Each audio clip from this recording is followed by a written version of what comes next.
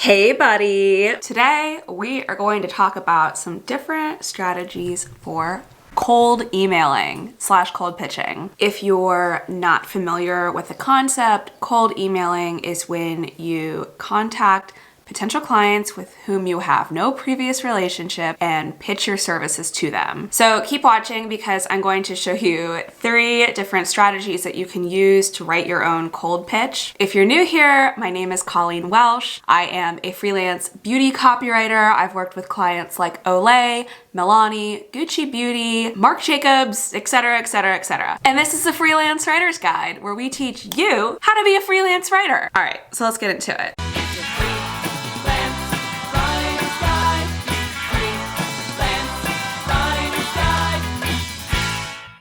Before we get into the strategies, I just want to share my cold pitching story. When I started my freelance copywriting business in 2017, this is pretty much how I got clients. Between cold pitching and Upwork and networking. That's how I've basically always gotten clients. Never been on Fiverr. I haven't really used any other freelancing platforms besides Upwork. My strategy was pretty simple. So before I was freelancing, I was working for a beauty brand called Topic, and I was writing their blog posts for them along with other copywriting and marketing tasks. They had originally brought me on board and asked me to do like a little freelancing work because they needed someone to write blog posts. Nobody there wanted to write blog posts or were capable of writing long form content. And the way I got that role was that I had worked with my boss at a previous company. So she knew I had a blog, she knew I was into writing, and she invited me to write their blog post for them. And then after a couple months of that, they asked me to come work in the office. Through that experience, I realized that there are probably like a lot of businesses, like countless businesses out there that have a blog on their website and they don't have anyone on the team to update it. Because let me tell you this, marketing teams are busy and it seems to attract a certain type of personality type that's not just gonna sit down for 3 hours and write an article. I kind of realized like I could just find other businesses that were in the same boat as the one that I was working for and pitch my services to them.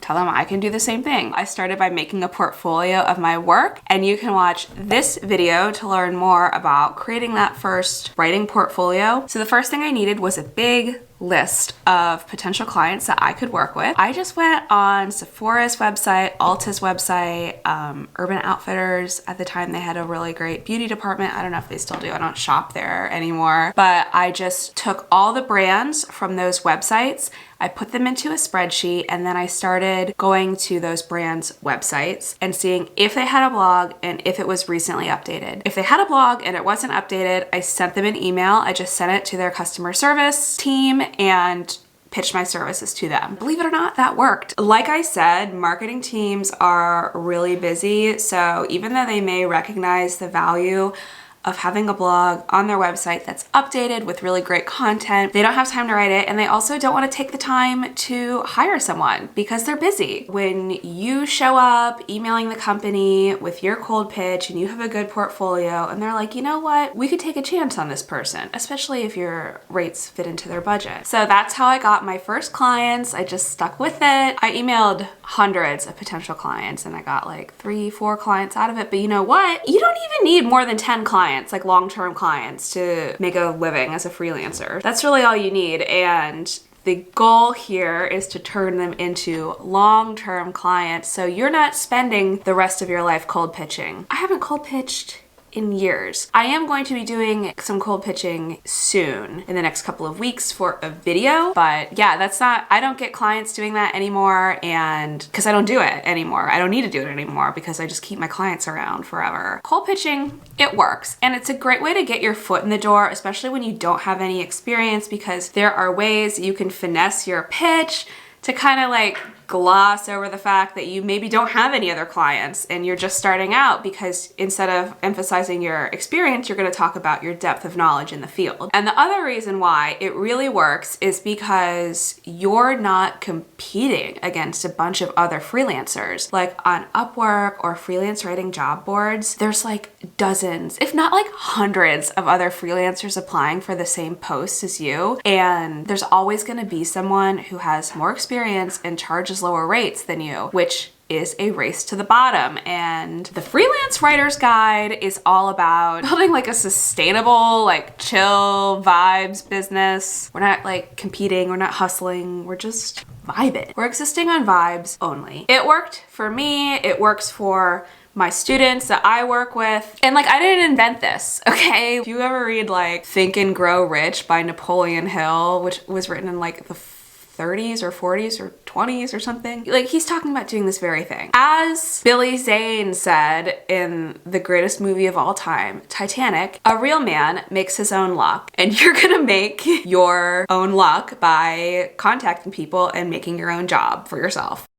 Okay, so let's get into the 3 strategies now. The first strategy is called the star chain hook method. Okay, so this involves starting with a star or like a compelling subject line that captures your potential client's attention. You then follow with a chain or a series of emails that build rapport and provide value. Then you end with a hook with a specific like request or offer, which would be like your services. I'll give you an example of this. So in all of these examples, you will be a freelance SEO blogger, by the way, and you want to reach out to potential clients in your niche. You could start with a subject line like custom content writing services to help your business stand out. And then you could follow with a series of emails that provide valuable tips and insights on SEO content writing, like how to research keywords and measure the success of your SEO strategy. Then you could end with a hook, like offering a free consultation or like a discounted rate for a new client, or like just like a discounted rate on one blog post or something like that. I am not a fan of this strategy because, for one, it's annoying. And by the way, I am speaking from experience as a business owner who gets at least one cold email every single day. I hate when people keep following up, especially when I'm like, I'm not interested and they just keep going. But yeah, so this is annoying to keep emailing someone with all this like information that they didn't ask for or want. Marketing people, business owners are busy. Like they don't have time to read these emails. And when you're waiting for a series of emails to like then do the hook, like they're gonna hit the spam button if you keep emailing them and you don't even like tell them what it's about. They're like, well, I didn't sign up for this. Like, what is this? So it's weird, it's annoying. And also I think it's really difficult to do this one and not make it super cheesy. This also kind of depends a lot on business culture, at least like within American business culture, like very like salesy things I think are seen as really cheesy and like scammy. American clients typically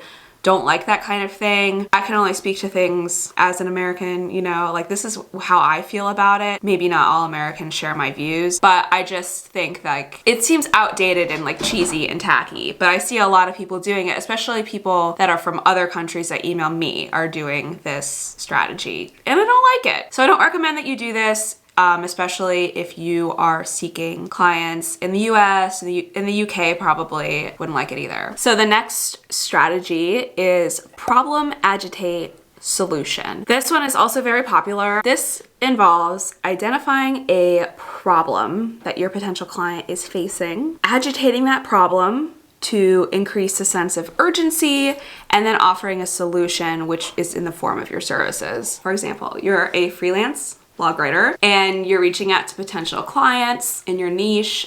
So you start with an email that's like, many businesses struggle to create effective SEO content. And then you agitate the problem by pointing out the negative consequences of like a poor SEO strategy or like poor SEO content or no SEO content. So like some of the consequences would be like decreased website traffic, and engagement. So then finally you offer your solution in the form of your services. Like, I'm gonna write this for you, I'll do the SEO research and then write for you. And then like point out the benefits, which will help them get more traffic from search engines and customers. I am also not a fan of this one. This one can be okay, but the problem is when a lot of people do this, it's like rude. Nobody wants to like hear basically like you're up. I think when a lot of people write these types of cold emails, that's how it comes across. Once again, I do think that this is like a cultural issue. There are certain things that are not rude in other countries that are rude in the US, or like things just come across differently. Like, for example,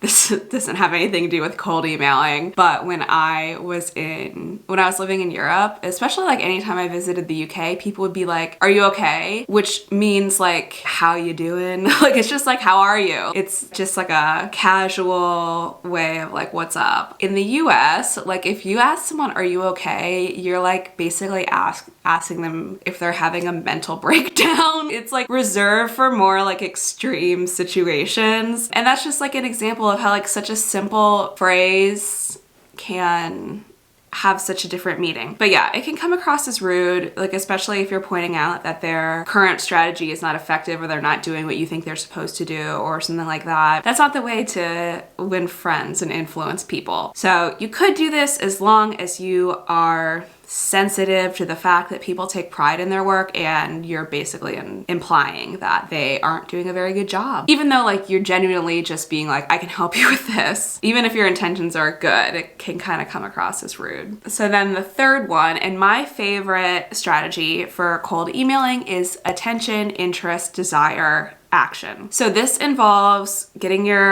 grabbing your potential clients' attention, building interest in your services, creating a desire for it, and then prompting them to take action. Once again, let's say you're a freelance blog writer, and in this example, you're reaching out to potential clients in the tech industry. So you could start your email by highlighting your experience and knowledge in the tech industry. Then you could build interest by highlighting the unique features of your writing services, such as like, you know, I write engaging and informative content, or like especially for tech, like I have a gift for like simplifying complex technological concepts for the common people. Then you could create a desire by offering like a special discount or a promotion, maybe doing like a test project for like 10% off or something. And then finally you prompt them to action by providing a clear call to action, like viewing your portfolio or booking a call. I am a fan of this. This is the strategy that I used for my cold emails and it worked. I like this because it's not cheesy. What you have to understand is that a lot of people, including myself, hire purely based on vibes. If you come in and you seem cool and like you know what you're talking about and you're like smart, people want to hire you. You're not trying to like trick them with your cheesy sales tactics and stuff. You're just like, honestly, I know what I'm talking about and I can help you. I guarantee, especially if you're reaching out to people who have a blog on their website that's not updated, they know. You don't have to point that out to them. My big baby. If you want to use the same cold email that I used, I'll link the template below. So I have a free cold pitch kit on my website that includes different templates for cold emailing and follow-ups, and there's also a spreadsheet to help you keep track of all your potential leads and the people you've already emailed, so you don't email them twice. You know, and these are just a few of the strategies. Like there's other ways to do cold emailing, but I just wanted to show you the most popular ones. Take this advice with a grain of salt because you could try things and they work completely different for you. With freelancing and being an entrepreneur in general, it's always good to just like experiment and try different things, see what works for you. Every freelancing business is different, every niche is different, and every freelancer is different. So just try different stuff. Thanks for watching. If you have any questions about cold emailing or if you want to like share your experiences, just leave them as comments below. If you liked this video, don't forget to like and subscribe. And I also have a course called the Freelance Writer's Guide to the Galaxy that has more information like this, and it's a step-by-step guide to launching and growing your freelancing business. I also offer a one-on-one mentorship program called 6 Weeks to Launch, and I will link that below as well. That's if you want some more accountability and want someone to like kind of hold your hand along the way of building your business. All right, well, that's all for me and Peaches. Obviously I need to spend more time with this creature. Okay, buddy, thanks for watching. Watch for deer. Okay, bye. I don't know if I can turn this off without it knocking me down. Ugh.